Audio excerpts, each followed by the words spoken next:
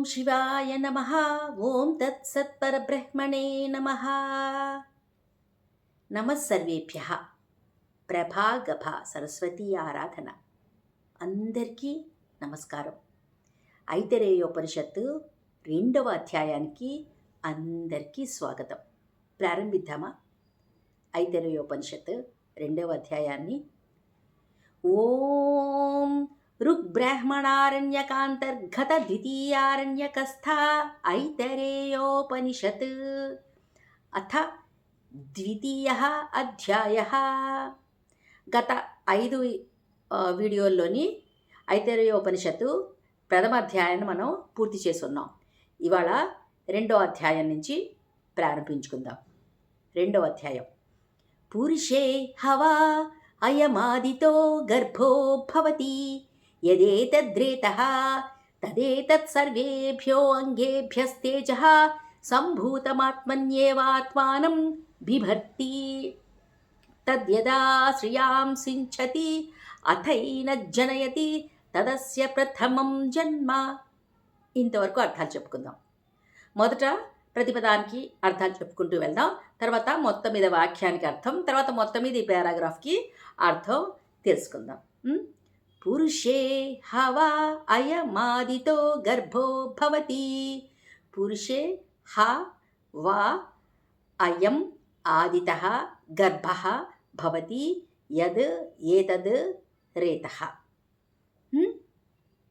పురుషే, ఇక్కడ పురుష శబ్దానికి అర్థము మగాడనే అర్థం, మగ జంతువు అనే అర్థం. అంటే మొదటి అధ్యాయంలో మనం దేవుడు సృష్టి అంతా చేయడం గురించి చెప్పేసుకున్నాం. ఇప్పుడు పునఃసృష్టి చేసే బాధ్యతని ఏ జీవికి ఆ జీవికే దేవుడు అప్పగించేశాడు. దీని తర్వాత లైన్లో స్త్రీ అని వస్తుంది. కాబట్టి మనకి ఇక్కడ పురుష శబ్దం అంటే కనుక మేల్ అనే, మగది అనే అర్థంలో తీసుకోవాలి. పురుషే అనేది సప్తమి ఏకవచనం. పురుషే పురుషయోహో పురుషేషు. పురుషుడి ఎందే హ అంటే హా వా అన్నది ఎక్స్క్లమేటరీ సింబల్స్ లాంటివి. హ అంటే కదా అని చెప్పుకోవచ్చు, వా అంటే నిశ్చయంగా, వా అన్న వై అన్న నిశ్చయంగా అని చెప్పుకోవచ్చు. పురుషే హవా, పురుషుడి ఎందే కదా నిశ్చయంగా. అయం ఇది మకారంతః పుంలింగః ఇదం శబ్దః అయం ఇమౌ ఇమే ప్రథమ ఏకవచనం. ఇది గర్భః భవతి, గర్భముగా అయినది. యదేతద్రేతః, యది ఏదైతే రేతః రేతస్సుందో తద్ అదే. అంటే అర్థం ఏంటంటే పురుషుడి యందే మొట్టమొదట్లో ఈ గర్భం ఏర్పడింది. ఆ రేతస్సే ఈ గర్భం. తర్వాత ఈ గర్భం ఎలా ఏర్పడింది? గర్భం అంటే మనం పిల్లల్ని కంటాం కదా, పిల్ల కడుపులో ఉన్న వాళ్ళని గర్భంతో ఉంది అంటాం. సో పునఃసృష్టి గురించి చెప్తున్నారు కదా. ఈ గర్భం ఇప్పుడు ఎలా ఏర్పడింది? తదేతత్ సర్వేభ్యో అంగేభ్యస్తేజః సంభూతమాత్మన్యేవాత్మానం బిభర్తి. బిభర్తి అన్నది ఇక్కడ క్రియాపదం. బిభర్తి అంటే మోయిచున్నాడు. దేన్ని మోయిచున్నాడు? తేజ, తేజస్సును మోయిచున్నాడు. ద్వితీయ విభక్తి. ఏం తేజస్సు అంటే సర్వేభ్య అంగేభ్య, అన్నిటి నుండి, అవయవముల నుండి, కలిపితే అన్ని అవయవముల నుండి, సంభూతం కలిసిన దానిని, సంభూతం అంటే అన్ని అవయవముల యొక్క కలిసిన దానిని, అన్ని అవయవాల యొక్క తేజస్సు ఒక తేజస్సుగా కలిసిన దానిని బిభర్తి మోయిచున్నాడు. ఎక్కడ మోయిచున్నాడు? ఆత్మని ఏవా, ఆత్మని తనయందే. ఏవా అంటే తనయందే, ఆత్మని తనయందు, ఆత్మని ఏవా తనయందే. ఎవరిని మోయిచున్నాడు? ఈ గర్భం మోయిచున్నాడు. ఆ గర్భం ఎవరు? ఆత్మానం, తనని తానే గర్భంలో బిభర్తి మోయిచున్నాడు.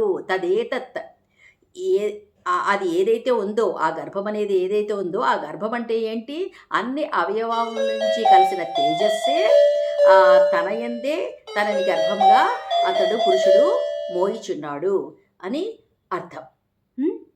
తర్వాత తద్యదా శ్రియాం సించతి అథైన జనయతి తదస్య ప్రథమం జన్మ. తత్ యదా స్త్రియాం సించతి అథ ఏనత్ జనయతి తత్ అస్య ప్రథమం జన్మ. దీని అర్థాలు చూద్దాం. నేను చెప్తున్నప్పుడు పుస్తకం మీ ముందు పెట్టుకున్నారంటే ఆ ప్రతి పదానికి అర్థం చూసుకుంటూ చాలా చక్కగా అర్థం చేసుకోవచ్చు. ఆ నాన్నగారు చెప్తున్నప్పుడు నేను అలాగే పుస్తకం ఎదురుగుండా పెట్టుకుని చూసుకునేదాన్ని. చూడండి ఇప్పుడు తత్ దానిని యదా ఎప్పుడైతే స్త్రీయందు, ఇది కూడా సప్తమి ఏకవచనం, సించతి వదిలిపెడుతున్నాడో, అథ ఆ పిమ్మట, ఏనత్ ఇది ఏది, జనయతి జన్మించుచున్నదో, తత్ అది, అస్య ఇతని యొక్క ప్రథమం జన్మ మొదటి జన్మ. అంటే ఏంటంటే పురుషుడి యొక్క అన్ని అవయవాల్లోంచి సారమే, అతని అవయవాల సార కలయికే, ఆ శక్తి సారమే అతడి యందు శుక్లంగా, అదే రేతస్సుగా ఉంది. దాన్ని అతడు తనే అంతవరకు తనలో పెట్టుకుని భరిస్తున్నాడు. అది ఎప్పుడైతే అతను స్త్రీయందు వదిలిపెడతాడో, తన యొక్క తేజస్సుని సారాన్ని స్త్రీయందు వదిలిపెడతాడో, అప్పుడు ఆమె యందు ఏదైతే అక్కడ ఏర్పడిందో అదే ఇతడి యొక్క ప్రథమ జన్మ. అంటే తనని తానే అక్కడ పెట్టుకుంటున్నాడు. తను ఉండంగానే తను మరో జన్మని తనకి ఇచ్చుకుంటున్నాడు అని ఉపనిషత్తు చెప్తోంది. తర్వాత చూద్దాం, వినండి. తత్ స్త్రియా ఆత్మభూయం గచ్చతి యథా స్వమంగం తథా తస్మాత్ ఏనాం నహినస్తి సా చైతమాత్మానమత్ర గతం భావయతి స భావయిత్రీ భావయితవ్యా భవతి తం శ్రీగర్భం బిభర్తి. ఇంతవరకు తెలుసుకుందాం. మరి ఆ విడిచిపెట్టిన రేతస్ ఏమైనట్టు ఆమె యందు, తత్ అది, స్త్రియా తృతీయ ఏకవచనం, స్త్రియా శ్రీభ్యాం శ్రీభిః, స్త్రీతో బాటుగా ఆత్మభూయం ఆత్మతత్వమును గచ్చతి పొందింది, యథా ఏ ప్రకారంగా, స్వమంగం తమ యొక్క అవయవమో, తథా ఆ ప్రకారంగా, తస్మాత్ అందువలన, ఏనాం ఆమెను నహినస్తి బాధింపచేయదు. ఆ రేతస్సు, ఆమెలో పడిన ఆ రేతస్సు ఆమె అవయవంలాగే, ఆమె ఒళ్ళులాగే ఆమెదిగానే అయిపోతుంది. ఆమె అవయవంలా అయిపోయినప్పుడు, ఆమెలో ఆ విధంగా అది లీనం అయిపోయినప్పుడు ఆమెను ఇంకా బాధ పెట్టదు. ఏనాం నహినస్తి ఆమెను బాధ పెట్టదు. ఇంకా ఏం జరుగుతుంది, సా చైతమాత్మానమత్ర గతం భావయతి ఆమె కూడా ఈ యొక్క విషయంలో, ఈ విషయంలో, ఏతం అతనిని, ఆత్మానం గతం తన యందు ప్రవేశించిన వానినిగా భావయతి తలుస్తుంది. ఆ పురుషుడిని, ఆ భర్తని, ఆ భర్తే తన యందు ప్రవేశించినట్టుగా, తన గర్భంలో భర్తే ఉన్నట్టుగా ఆమె తలుస్తుందిట. స భావయిత్రీ భావయితవ్యా భవతి. ఇప్పుడు ఆమె ఏమవుతుంది, అతనిని వృద్ధి పొందించేది భావయిత్రి అంటే మరి అతడే తన గర్భంలో ప్రవేశించాడు అనుకుంటోంది, తన అవయవంలా కూడా అనుకుంటోంది. కాబట్టి ఆమె ఆ గర్భాన్ని చక్కగా పోషించుకుని వస్తుంది. కాబట్టి ఆమె గర్భంలో ఉన్నది అతడే కాబట్టి అతన్ని పోషించేది అవుతుంది. భావయితవ్య అతని చేత పోషించబడేది అవుతుంది. అందుకనే భార్య కడుపుతో ఉన్నప్పుడు చాలా జాగ్రత్తగా చూసుకోవాలంటాడు. అతను తన వంశాన్ని ఆమె తను బతుకుండగానే ఇంకో జన్మ ఇచ్చుకున్నట్టు.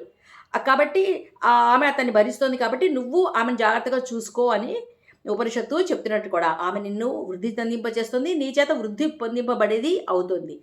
తం స్త్రీ గర్భం బిభర్తి తం అతనిని, గర్భముగా స్త్రీ బిభర్తి స్త్రీ భరిస్తోంది. భర్తనే గర్భంగా స్త్రీ భరిస్తోంది. తర్వాత ఏం జరిగిందో చూద్దాం.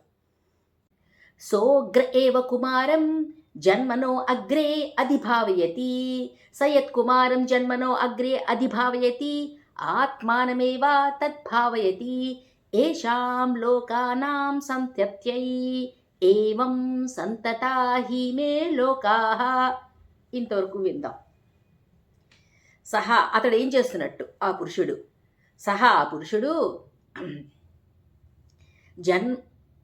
అగ్రే ఏవా, అగ్రం అంటే ముందు, అగ్రే ఏవా ముందుగానే, ఈ పురుషుడు అగ్రే ఏవా ముందుగానే, సోగ్రే ఏవా కుమారుడిని జన్మనో అగ్రే, జన్మ కంటే ముందుగానే సోగ్ర ఏవ కుమారం జన్మనో అగ్రే అధిభావయతి, వృద్ధి పొందిస్తున్నాడు. అంటే ఆమె కడుపులో ఉన్నవాడు తనకి పుట్టాక కుమారుడు అవుతాడు, కానీ ఇప్పుడు కడుపులో ఉన్నాడు. సో ఇంకా పుట్టక ముందే ఆ కడుపులో ఉన్నవాడినే, జన్మకంట ముందే ఇప్పుడు ఆ కడుపులో ఆయన ఆ గర్భాన్ని కుమారుడిగా భావిస్తూ వృద్ధి పొందించుకుంటూ వస్తున్నాడు. స యత్ కుమారం, అతడు యత్ కుమారం, ఏ కారణంగా అయితే ఆ కుమారుడిని జన్మనో అగ్రే అధిభావయతి, ఇంకా బయటికి పడకుండానే అందులోనే బాగా వృద్ధి పొందించుకుంటూ వస్తున్నాడో, ఆత్మానమేవా, తననే ఆత్మానమేవా తద్భావయతి, అది వృద్ధి పొందించుకోవడం, తనని తానే ఆ వృద్ధి పొందించుకుంటున్నాడు. ఎందుకు? సంతత హిమే లోకాహ, ఈ లోకాలిలా సంతతము ఉండడానికి, అవిచ్ఛిన్నంగా విడిపోకుండా ఈ లోకాలు ఇలా ఉండడానికి, తను వెళ్ళిపోయిన తర్వాత తన ప్రతిదిని పెడుతూ అలా ఆ సంతతి వృద్ధి పొందించుకుంటూ వెళ్ళడానికి పుట్టకుండానే ఆ గర్భంలో ఉన్న తనని వృద్ధి పొందించుకుంటున్నాడు. ఏవం, ఈ ప్రకారంగా సంతత హిమే లోకాహ, సంతత ఇమే లోకాహ, ఈ లోకములు ఎల్లప్పుడూ ఉన్నాయి కదా. ఈ కారణంగానే ఈ లోకం ఆ దేవుడు సృష్టి చేసిన దగ్గర నుంచి ఇప్పటి వరకు ఒకరి తర్వాత ఒకరు ప్రతినిధిగా పుడుతూ ఉన్నారు కాబట్టి ఇప్పటి వరకు అవిచ్ఛిన్నంగా ఈ లోకాలన్నీ కూడా ఉన్నాయి. ఆ లోకాల్లో ఉండే ప్రజలందరూ ఉన్నారు. దేవుడు సృష్టించిన జీవకోటంతా ఇలా అవిచ్ఛిన్నంగా కొనసాగుతోంది అని చెప్తున్నారు. నాన్నగారి ఉపనిషత్తు చెప్పినప్పుడు అన్నారు, అమ్మాయి ఉపనిషత్తు ప్రకారం పుట్టిన పిల్లాడు తండ్రి పిల్లాడేనమ్మా అన్నారు. బహుశా ఆ కారణంగానే పుట్టిన వాళ్ళకి తండ్రి యొక్క వంశము, ఇంటి పేరు అవి ఇస్తూ వచ్చి ఉండొచ్చు. ఈ ఐతరేయోపనిషత్తు ఎప్పుడు లౌకికంగా మనం చూస్తున్న దానికి సంబంధించినట్టుగా ఉండి చాలా బాగుంటుంది. ఈ లోకంలో ఎందుకు ఈ వ్యవహారాలన్నీ వచ్చాయి అన్నది ఈ ఉపనిషత్తు వల్ల మనకు తెలుస్తూ ఉంటుంది. సూర్యుడు కంట్లో ఉండడానికి ఆరాధించడం, కళ్ళ ఆరోగ్యం కోసం సూర్యుడిని ఆరాధించడం, అలా అన్నీ కూడా. ఇంకా కొంచెం తెలుసుకుందాం, ఇంకొక శ్లోకం చెప్పుకుందాం. తదస్య ద్వితీయం జన్మ, తత్, అది, అస్య ఇతని యొక్క ద్వితీయం జన్మ, ఎప్పుడైతే అతను కడుపులో ఉన్న ఆ గర్భాన్ని వృద్ధి పొందించాడో, తనని తానే వృద్ధి పొందించుకున్నట్టు లెక్క, వృద్ధి పొందాక అది జన్మిస్తుంది. ఎప్పుడైతే జన్మించిందో ఆ జన్మ, తత్, ఆ జన్మ అస్య ఇతని యొక్క ద్వితీయం జన్మ, అతని రెండవ జన్మగా పరిగణించబడుతోంది. అంటే అతను బ్రతికుండంగానే 2 జన్మలు ఎత్తినట్టుగా ఈ ఉపనిషత్తు మనకు చెప్తోంది. అతను బ్రతికుండగానే తనలో ఉండే తేజస్సు, తన అవయవాల యొక్క అన్ని సారాంశాన్ని, తేజస్సుని, ఆ సారాన్ని ఒక చోట, ఒక గుంపుగా, ఒక ముద్దగా తయారు చేసుకుని ఆ స్త్రీ దొరికే వరకు తనయందే తనని తాను భరించుకుంటూ గర్భంలాగా మోసుకుంటూ వచ్చాడు. ఆ గర్భాన్ని స్త్రీ యందు విడిచిపెట్టడంతో అతను మొదటి జన్మ ఎత్తేసినట్టు అని ఉపనిషత్తు చెప్పింది. ఆ గర్భంలో తనే ఉన్నాడని తనకు తెలుసు. ఆ స్త్రీ కూడా భర్తే తన యందు ప్రవేశించినట్టుగా భావిస్తుందిట. ఎంత కరెక్ట్గా చెప్పారు కదా అనిపిస్తుంది. నిజంగా అలాగే అనిపిస్తుంది కూడా. ఇతడు ఆమెను వృద్ధి పొందిస్తూ తనను తాను వృద్ధి పొందించుకుంటాడు. ఆ వృద్ధి పొందిన తర్వాత భూమి మీద మళ్ళీ కుమారుడిగా తనే పుడతాడు. అంటే అక్కడోసారి పుట్టాడు, ఇక్కడోసారి పుట్టాడు, కాబట్టి ఇది రెండవ జన్మ అని చెప్తున్నారు.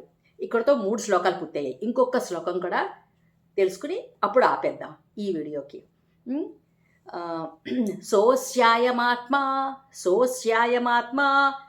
పుణ్యేభ్యః కర్మభ్యః ప్రతిథీయతే, అథాస్యాయమితర ఆత్మా కృతకృత్యః వయోగతః ప్రైతి, స ఇతః ప్రయన్నేవ పునర్జాయతే తదస్య తృతీయం జన్మ.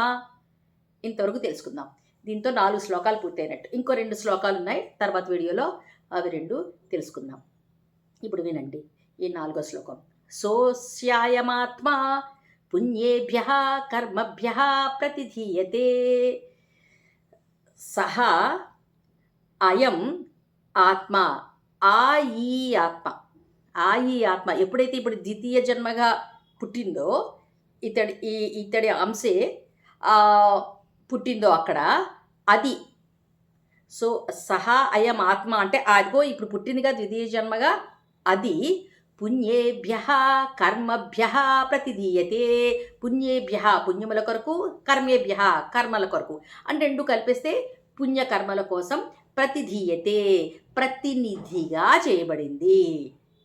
అథాస్యాయ ఇతర ఆత్మ ఆ ముందున్న ఆత్మ ఉంది కదా, తనగా ఉన్నాడు కదా పురుషుడిగా, దాన్ని ఇతరం అన్నారు. ఇప్పుడు ఇక్కడ ఆ ఆ పురుషుడిగా ఇప్పుడు 2 జన్మలు ఎత్తుకున్నాడు కదా, ఆ పురుషుడిగా ఉన్న అథ పిమ్మట అతను ఏమవుతాడు ఇంకా పిమ్మట ఈ ఈ ఇతరుడు ముందున్నవాడు అథాస్యాయ అస్య ఇతని యొక్క ఇతర ఆత్మ ఈ ఇతరుడుగా ఉన్నవాడు కృతకృత్య కృతకృత్య కృత్యములన్నీ కృత చేయబడిన వాడే. అంటే ఈ తండ్రి ఈ పురుషుడు అన్ని పనులు చేయబడిన వాడే, వయోగత వయస్సును కూడా పొందినవాడే. ఈ ఇత ప్రైతి ఇక్కడి నుంచి వెళ్ళిపోతాడు అంటే చనిపోతాడని. అంటే ఆ పురుషుడిని ఆ తండ్రిని ఇతరుడు అన్నాడు. ఈ ద్వితీయ జన్మలో పుట్టిన ఆయమ ఆత్మ ఈ తనని ఇక్కడ తాను అప్పటి వరకు చేస్తున్న పనులు చేయడానికి ప్రతినిధిగా ఉంచి ఇతను ఈ ఇతరుడు పనులన్నీ చేసేసిన వాడే పైకి వెళ్ళిపోతాడు అని. ఇక్కడ ఐతరేయ ఉపనిషత్ అన్నప్పుడు కూడా ఇతరహ అయం ఐతరేయం అవుతుంది. ఇతరుడికి సంబంధించింది ఐతరేయం. బహుశా ఇప్పుడు ఆ ఇతర అంటే ఇతడు అని ఇప్పుడు అర్థమవుతుంది. ఇతరుడు అంటే కనుక ఆ ముందుగా తండ్రిగా ఉన్నవాడు. ఈ ఇతరుడు వెళ్ళిపోతాడు, అతని ప్రతినిధిగా ఇంకొకని పెడతాడు. మళ్ళీ ఈ ఇతరుడు వెళ్ళిపోతాడు, అతని ప్రతినిధిగా ఇంకొకని పెడతాడు. మళ్ళీ ఈ ఇతరుడు వెళ్ళిపోతాడు, అతని ప్రతినిధిగా ఇంకోసేస్తాడు. అలాగే ఈ లోకాలన్నీ ఈ అవిచ్ఛిన్నంగా అలాగ ప్రతి జీవి యొక్క అంశ మళ్ళీ వస్తూ ఇలా అవిచ్ఛిన్నంగా ప్రతి జీవి ఉండాలని దేవుడు సంకల్పించాడు. అదేవిధంగా జరుగుతూ వస్తుంది. ఇతహ ప్రయన్నేవా ఇతని అక్కడి నుంచి వెళ్ళిపోయిన వాడే వెళ్ళిపోతాడు. ప్రైతి అంటే చనిపోతాడు. ఇక్కడి నుంచి అలా వెళ్ళిపోయిన వాడే పునర్జాయితే మళ్ళా అతనే జన్మిస్తాడట. తదస్య తృతీయం జన్మ అది అతడి యొక్క 3వ జన్మ. అంటే వెళ్ళిపోయిన తర్వాత మళ్ళీ పుడతాడు, అది 3వ జన్మ అని చెప్తున్నారు. ఇక్కడితో ఇవాళకి ముగిద్దాం. మళ్ళీ కలుద్దాం, మరింత ముందుకి వెళ్దాం. ఓం సహనౌ యశః సహనౌ బ్రహ్మవచ్చసం. శుభం శుభముయాత్. మళ్ళీ కలుద్దాం, మరింత ముందుకు వెళ్దాం.